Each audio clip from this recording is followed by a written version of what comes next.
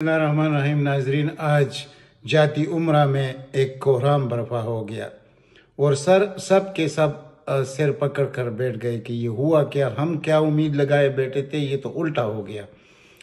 اگر آپ کو یاد ہو تو ایک ہفتے سے کچھ شکلس چل رہی تھی DGISI کے اپوائنٹ پر، اور وہ کوئی معمولی مسئلہ تھا، اتنا بڑا مسئلہ بھی نہیں تھا۔ جو طریقہ کار تھا، پروسیجر تھا، اس کو فالو ہونا تھا اور وہ فالو ہو گیا۔ اور اب جس کو بھی DGISI بننا ہے وہ بن جائے گا، لیکن لوگوں نے یعنی خاص کر نواز خاندان نے اور بلاول خاندان نے یہ جو پروپیگنڈا شروع کر دیا کہ بس اب عمران خان کے دن تھوڑے رہ گئے، وہ جانے والا ہے اور آرمی کے اختلافات ابھی عمران خان سے کبھی ختم نہیں ہوں گے۔ میں جب بار بار ذکر کرتا ہوں کہ دیکھیں، پاکستان میں جتنی بھی اپوزیشن ہے، جو بھی ہے، ہمارے لیڈران جتنی بھی ہیں، ان میں کوئی ایسا پیس ہے نہیں آرمی کے پاس کہ وہ ڈیلیور کر سکے پاکستان کی سطح پر اور پاکستان سے باہر بیرونی دنیا میں جو پاکستان کو پریزنٹ کرنے کے لیے جو پیس چاہیے، وہ ہے ایک ہی شخص، وہ جس کا نام ہے عمران خان۔ جب بعد میں کوئی آئے گا اس سے بہتر شخص تو اس وقت بات کریں گے، اس وقت تو یہی ہے۔ اور نظر یہی آ رہا ہے کہ جتنے زیادہ اچھے تعلقات افواج پاکستان اور عمران خان کے درمیان ہے، یہ کبھی پہلے پاکستان کی تاریخ میں نہیں ہوا۔ یہ اونچ نیچ ہوتی رہتی ہے اداروں کے درمیان، اس کا مطلب یہ نہیں ہوتا کہ دشمنی ہو گئی اور بس اب وزیر اعظم کو چلتا کیا جائے گا۔ اور میں نے کتنی دفعہ یہ بات پہلے بھی آپ لوگوں سے عرض کی ہے کہ دیکھیں، عمران خان کوئی ایک آدمی نہیں ہے، عمران خان ایک نظریہ ہے۔ یہ وہ بات نہیں ہے کہ جیسے وہ ایک خاتون ہے، اس نے کہا تھا، وہ جس کو ڈڈو چاچر کہتے ہیں، مریم اورنگزیب، کہ وہ عمران خان نواز شریف ایک نشہ ہے۔ تو عمران خان نشہ نہیں ہے، عمران خان عوام کا لیڈر ہے، عوام عمران خان سے پیار کرتے ہیں۔ عوام کو یہ بھی معلوم ہے کہ عمران خان کا ٹیم بالکل زیرو ہے اور یہ ایک بدنصیبی ہے، لیکن خود عمران خان جتنا ایماندار شخص پاکستان کے لیے، اتنا نیک خواہش رکھنے والا شخص پاکستان میں بہت کم لوگ ہو سکتے ہیں۔ تو کیا آرمی کو پاگل کتے نے کاٹا ہے کہ وہ ایسے شخص کے ساتھ پنجہ آزمائی کریں گے کہ وہ ملک کے لیے بھی نقصان دہ ہو، آرمی کے لیے بھی نقصان دہ ہو، پاکستان کے لیے بھی اور افواج پاکستان کے لیے بھی نقصان دہ ہو، عوام کے لیے بھی؟ ایسے تو کبھی ہو نہیں سکتا۔ اس چیز پر میں کبھی بھی اعتبار نہیں کر سکتا ایسے ہو سکتا ہے، تو وہ چیز نہیں ہوا۔ انہوں نے جو کچھ بیان دیا فیصل آباد میں، اس کے بعد اب دیکھیے آج بالکل خاموش ہے سب۔ آج انہوں نے ایک میٹنگ کی ہے کہ ہم لانگ مارچ کریں گے، ہم مہنگائی کے خلاف۔ اب یعنی اتنے 3 سالوں میں اب ان کو خیال آیا کہ مہنگائی کیوں، پہلے یہ بات نہیں کر سکتے تھے مہنگائی کے خلاف، کیونکہ عوام کو یہ معلوم تھا کہ مہنگائی کا اصل ذمہ وار ہے کون، اس ملک کو تباہ کرنے والے اصل ذمہ وار ہے کون؟ یہ 2 خاندان ہے، اور سرپرست خاندان جو ہے وہ نواز شریف کا ہے۔ اور نواز شریف، دیکھیں، جب یہ کہا گیا تھا خلفائے راشدین کے دور میں کہ خلیفہ تجارت نہیں کر سکتا، تو وہ بات غلط نہیں تھی۔ یعنی حکمران اگر تاجر ہوگا تو پھر حال یہی ہوگا جو اس ملک کا ہوا ہے، جو تاجر خاندان کے ہاتھوں اس ملک کا حال ہوا ہے، تو یہ ہونا تھا، اور یہ بالکل رائٹنگ آن دا وال تھا۔ اب آپ یہ دیکھیے کہ ان کے جو جتنے وہ اینکرز ہیں، جتنے پیڈ ان کے اپنے لوگ ہیں، ان میں سے ایک عمران یعقوب خان بھی ہے، تو اس نے تو بہت آگے بات بڑھا دی کہ بس اب تو کبھی صلح ہو ہی نہیں سکتی۔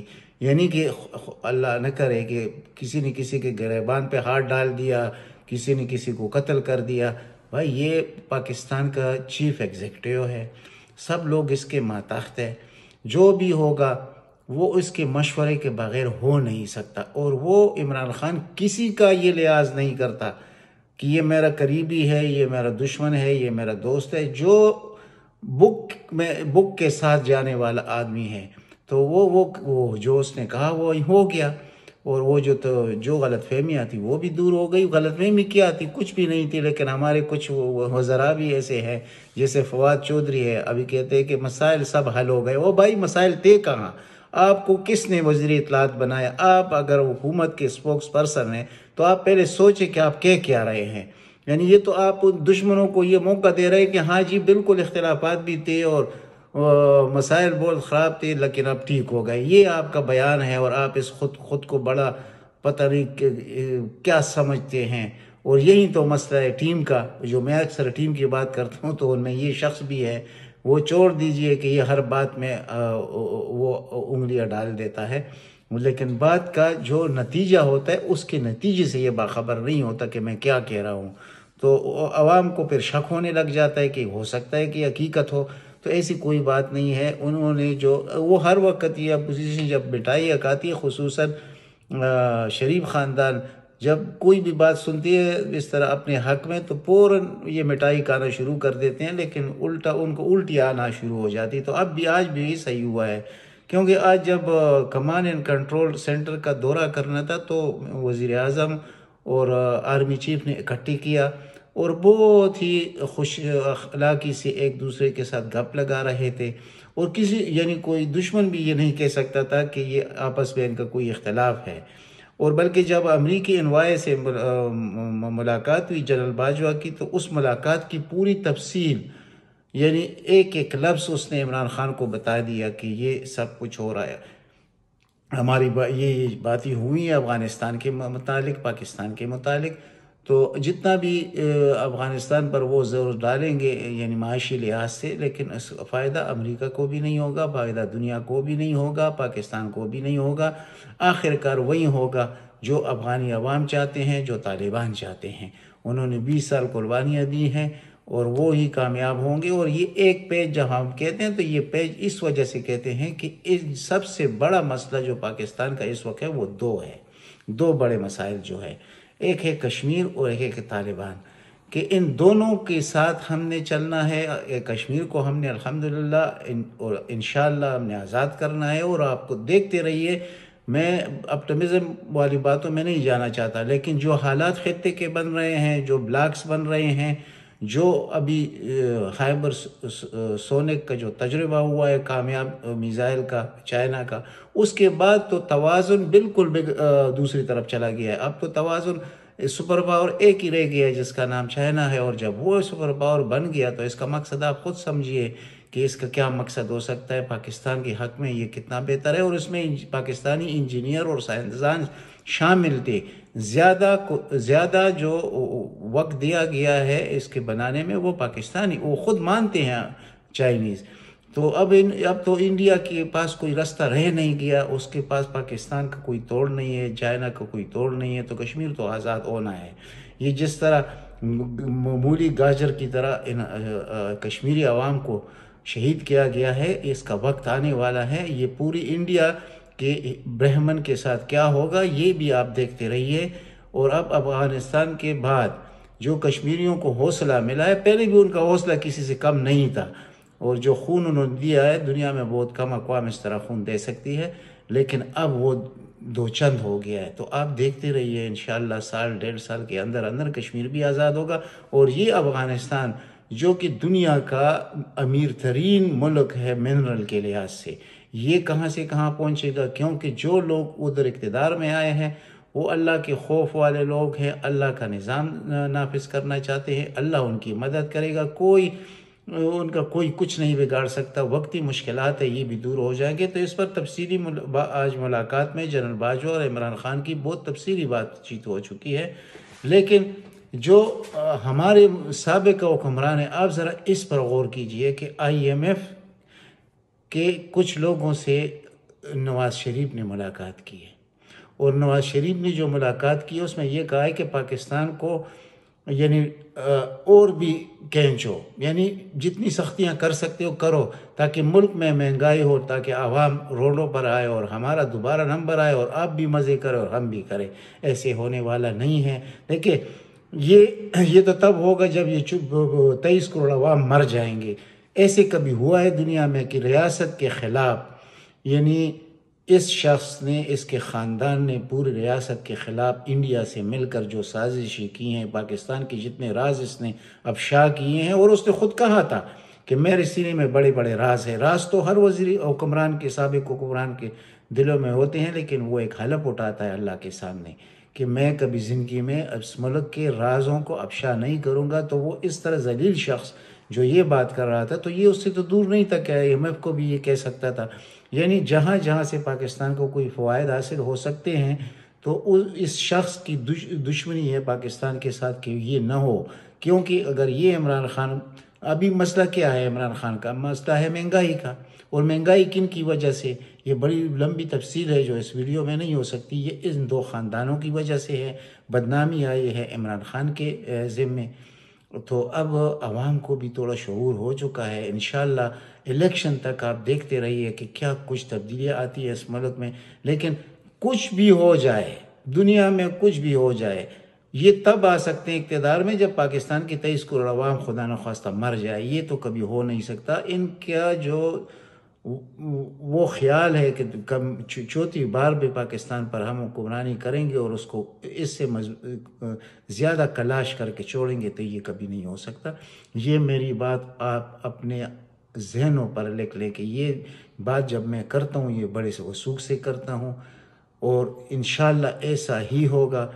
کچھ مشکلات ہیں اس حکومت کی، اپنی مشکلات ہیں، اس میں بار بار کہتا ہوں کہ آپ وزیر اعلیٰ پنجاب کو دیکھ لیجئے، اس سے ڈیلیوری کی کیا امید ہو سکتی ہے؟ جو آگے پیچھے لوگ ہیں دائیں بائیں ان کو دیکھ لیجئے، ہر آدمی جو ہے وہ، یعنی ٹیم کے لحاظ سے میں بات کر رہا ہوں، تو بہت بڑا نقصان ان لوگوں نے پہنچایا ہے اس شخص کے اتنی بڑی محنت کو، کہ 24 سال اس شخص نے محنت کی ہے اپنی، یعنی گلزار زندگی کو اس نے کانٹوں کو ترجیح دی پاکستان کو بنانے کے لیے، لیکن بدنامی آتی ہے اس شخص کے ذمے، یعنی اس کے نام آتی ہے۔ اور یہی کچھ ہے جو مطلب اس کا حل اگر ڈھونڈا جائے، اور اس پر میں ایک تفصیلی ویڈیو بھی کروں گا، ایک ایک کا نام لے کر آپ کو بتاؤں گا کہ یہ ٹھیک ہے۔ میں یہ نہیں کہتا کہ یہ لوگ فرشتے تھے جہانگیر ترین۔ اب جہانگیر ترین نے بھی جب سن لیا کہ آرمی کے ساتھ اختلافات ہو گئے تو وہ بھی فوراً لندن پہنچ گیا، اور یہ بھی آپ کے سامنے آ جائے گا بہت جلدی کہ جہانگیر ترین کی نواز شریف سے ملاقات ہو گئی۔ ان لوگوں کا یہ تاجر لوگوں کا ایمان بہت کمزور ہوتا ہے، لیکن پھر بھی اس کی قربانیاں تھیں۔ جنہوں نے اس کو دور کیا عمران خان سے، انہوں نے عمران خان سے بہت بڑی دشمنی کی ہے۔ اور اگر کسی نے کان میں یہ بھی کہہ دیا کہ علیم خان کو وزیر اعلیٰ پنجاب نہ بنایا جائے، یہ بھی پرویز خٹک بن جائے گا، تو یہ بھی بہت بڑی زیادتی کی گئی ہے عمران خان کے ساتھ، اور عمران خان نے خود بھی اپنے ساتھ بہت بڑی زیادتیاں کی ہیں۔ تو اب خدا کرے کہ اس زیادتیوں کو وہ خود ریئلائز کرے، غلطیوں کو، تو انشاءاللہ یہ شخص ناکام نہیں ہوگا۔ اس شخص کا جو ایمان ہے وہ انتہائی حد تک مضبوط ہو چکا ہے، اور اگر ایک ایماندار شخص کسی ملک کا حکمران ہوگا تو آخر کار اس ملک کی قسمت میں کامیابی لکھی جاتی ہے۔ تو اللہ تعالیٰ نے اس ملک کے قسمت میں کامیابی لکھی ہے۔ اس وقت بہت مشکل حالات ہیں، اور یہ حالات انشاءاللہ کنٹرول ہو جائیں گے، لیکن اس کو کنٹرول کرنے کے لیے جو کچھ کرنا پڑے گا وہ میں اگلی ویلاگ میں بہت تفصیل کے ساتھ آپ کے سامنے رکھوں گا۔ اگر آپ لوگوں کا اتفاق ہوا تو آپ مجھے کہہ سکتے ہیں کہ میں نے غلط یہ جو سجیشنز رکھے ہیں غلط ہے یا ٹھیک ہے۔ میرا مقصد وہی پرانا ہے جو آپ کو کہتا ہوں کہ ایسی ٹیمیں بننی چاہیے، خواہ وہ پرائز کمیٹیاں ہوں، خواہ وہ پولیس کو ٹھیک کرنا ہو، خواہ وہ ڈی ایم جیز کو یعنی جو آفیسران ڈیوٹی ہوتا ہے نا بنایا جاتا ہے، ان سب کو بنایا جائے، اور یہاں پر آرمی کے جو ایماندار لوگ ہیں ان کو لایا جائے، ان کی ٹریننگ بھی ہے، وہ کسی کا پرواہ بھی نہیں کرتے، کسی وزیر یا کسی سیکٹری کے دباؤ میں بھی نہیں آتے، تو تب یہ ملک اٹھے گا۔